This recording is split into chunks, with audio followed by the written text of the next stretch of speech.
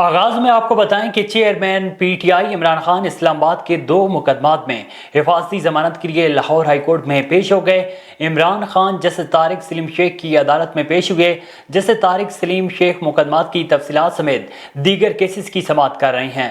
دوران سماعت جسٹس طارق سلیم شیخ نے سوال کیا کہ عمران خان کے ساتھ عدالت میں یہ گارڈز کس کے ہیں؟ اگر پولیس کے ہیں تو ٹھیک، اگر پرائیویٹ گارڈز ہیں تو باہر جائیں۔ فواد چودھری نے بتایا ہے کہ یہ عمران خان کی ذاتی سیکیورٹی ہے، جس پر جسٹس طارق سلیم شیخ نے کہا ہے کہ سیکیورٹی کے لیے پولیس اہلکار موجود ہیں۔ واضح رہے کہ عمران خان کی جانب سے اسلام آباد کے 2 مقدمات تھانہ گولڑا اور تھانہ سی ٹی ڈی میں درج مقدمہ میں حفاظتی ضمانت کی درخواست دائر کی گئی تھی۔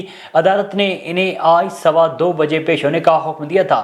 عدالت نے قرار دیا تھا کہ حفاظتی ضمانت چاہیے تو عدالت میں مقررہ وقت پر موجود ہوں۔ عدالت نے عمران خان کے دستخط سکین شدہ ہونے کا شبہ ظاہر کرتے ہوئے ان کے وکیل کو تصدیق کی ہدایت کی تھی۔ آگے بڑھیں، آپ کو بتائیں کہ اسلام آباد کی عدالت نے سابق صدر آصف زرداری پر عمران خان کے قتل کی سازش کے الزام کے کیس میں سربراہ عوامی مسلم لیگ شیخ رشید احمد پر فرد جرم کی کارروائی 14 اپریل تک مؤخر کر دی گئی۔ شیخ رشید کے وکیل کی سپریم کورٹ میں مصروفیت کے باعث فرد جرم آج عائد نہ ہو سکی۔ جوڈیشل مجسٹریٹ عباس شاہ نے احکامات جاری کیے۔ قبل ازیں Sheikh Rashid Ahmed district and session court Islamabad میں پیش ہوئے۔ عدالت نے شیخ رشید کو حاضری لگا کر جانے کی اجازت دے دی۔ دوران سماعت ڈسٹرکٹ جج نے استفسار کیا کہ کیا مقدمے کا چلان آ گیا ہے۔ سرکاری وکیل نے بتایا کہ مقدمے کا چلان آ چکا ہے۔